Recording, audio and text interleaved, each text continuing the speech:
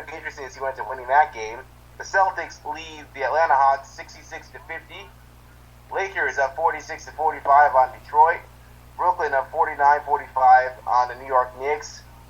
New Orleans up 33-29 on Oklahoma City. Dallas up 32-30 on the Chicago Bulls.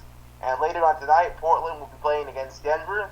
Indiana will be playing against Phoenix. Toronto against Sacramento. And Orlando against Golden State, who's on fire right now with a 14-2 record. So, Minister Ackridge, I'm sure you've got some interesting things to say about your Cowboys, so go ahead and throw them at me. All right, Jeff. Yeah, I am not too happy about this segment on my Cowboys because we got blown out. We didn't look like a team that's ready for the playoffs because we did not do the things that really got us to all those wins. We went away from running the ball and we put the ball back into Romo's hand to make a decision to pull a game out. And we see over time and time that if you put that amount of pressure on Romo, then the outcome is not going to be the greatest. The Eagles, I mean, they played a up-tempo game all game, and you know, as a spectator, as a fan, and I also played football. You know, if they're going to play up-tempo, then I think that even though my offense is not, at that same speed in offense, I would do a 2-minute drill for 10 minutes. At least get those linemen tired, because I think number 91, I can't remember who that was, but he was a wrecking ball in the backfield. He just wreaked havoc the entire game, but he was gassed, and I saw that. But, I just really, Jeff, think that we went away from what we were accustomed to doing with running DeMarco Murray, passing the ball. We did not do hardly any of the play-action pass. Yeah, I'm a little surprised with the Cowboys' game plan as well. I'm not understanding why they are sort of straying away from the things that have gotten them to this point.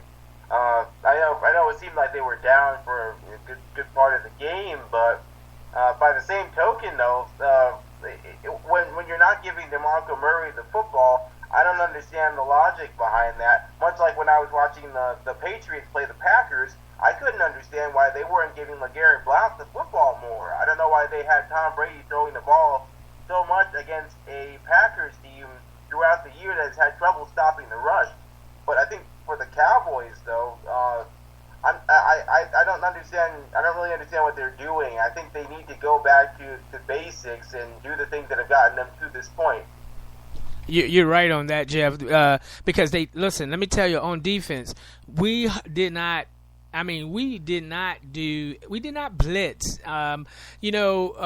Sanchez sat back there and had a field day, and it just upset me so bad, because I'm sitting there looking at the game, and I'm like, okay, if you don't get back there and at least blitz him or put someone on him so he can make mistakes or harry the ball, and he felt comfortable, and the more he felt comfortable, the more confidence he had, and then the better rhythm he got in a great rhythm, and that makes it hard for the defense when you can't put pressure on a quarterback. They have a field day, and then, oh my goodness, he ran for some yards, he ran for a touchdown, and he ran for a crucial first down, and they cannot allow that. If we're going to be a contender and hopefully get into the playoffs, we're going to have to go back to playing the football that we had in the middle of the season, where we were beating teams and we was running the ball. Our defense, where everybody was scattered, running to the ball, on defense, and we got to get back to that. Yeah, absolutely.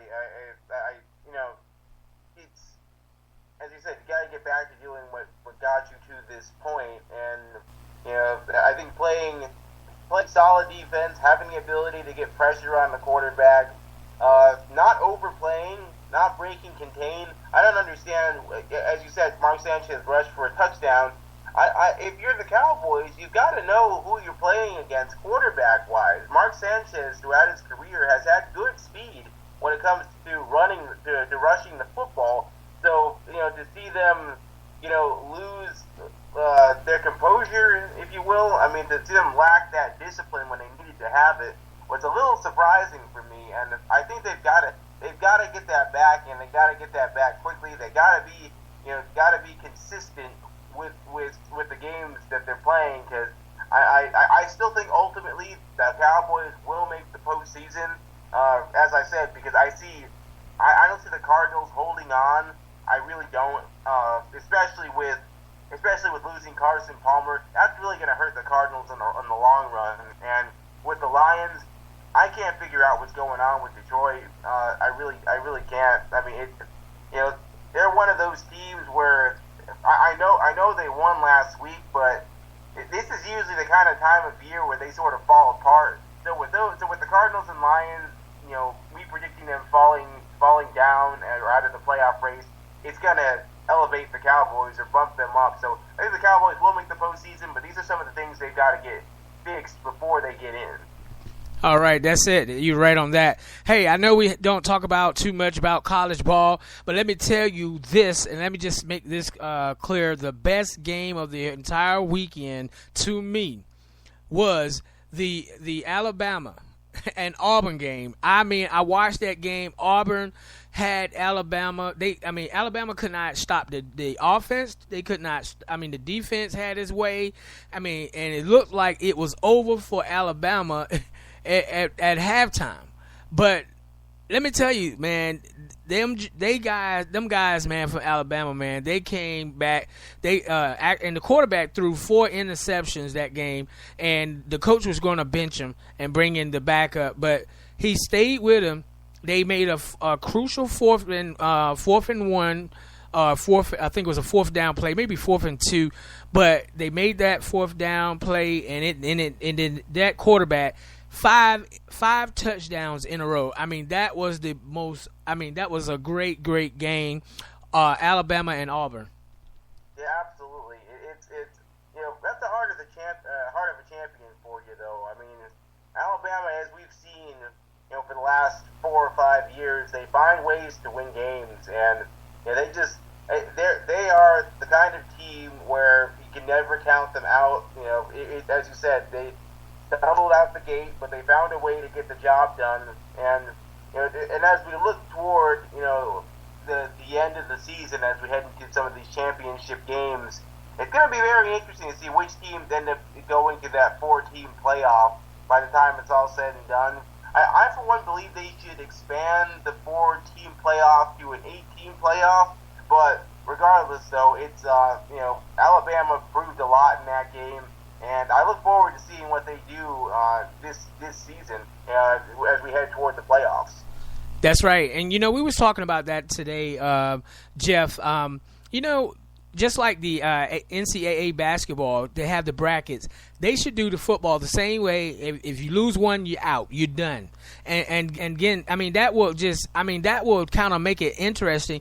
Have that bracket that just like they do in college basketball, and let them come down to the final 4 teams. And then they come down to the final 2 teams. And that will be some great football, because everyone, as you know, is not going to win.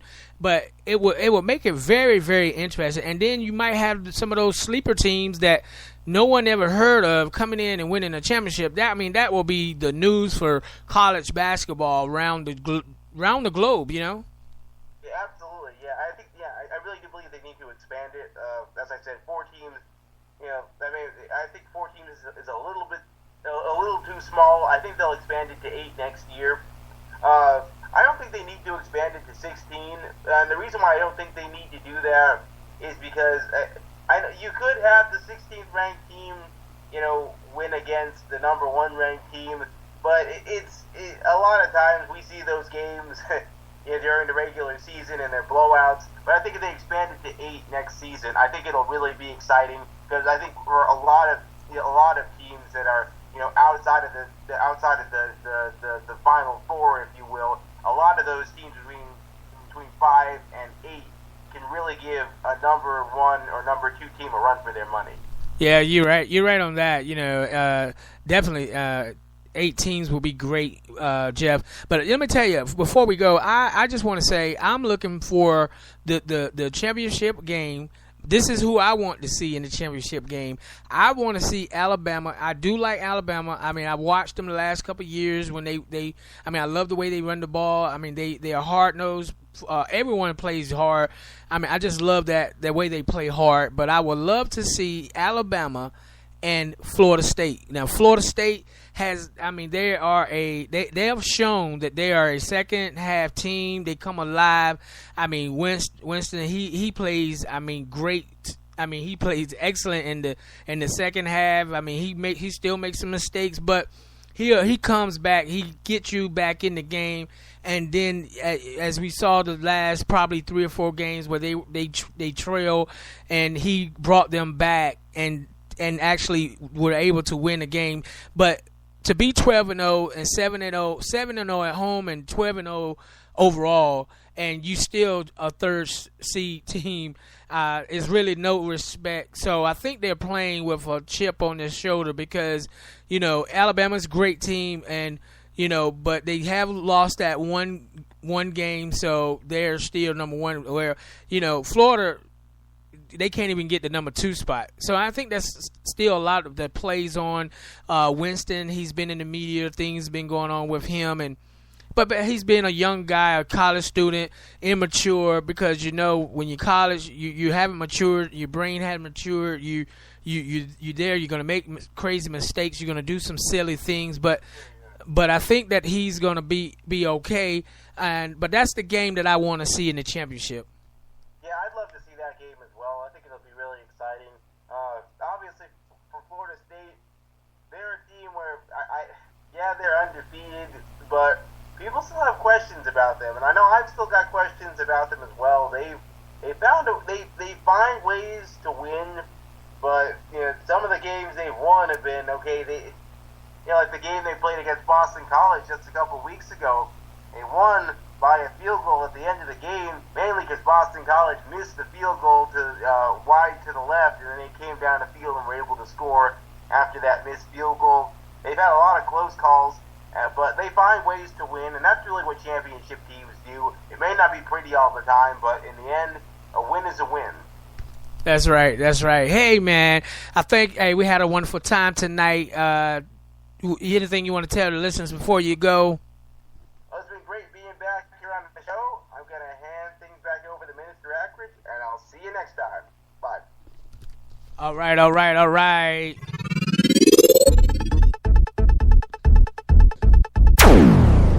right, we thank and praise God for another Sports Minutes with Jeff. Hey, we just got a few more minutes left on the show, and I just want to leave you with some encouragement.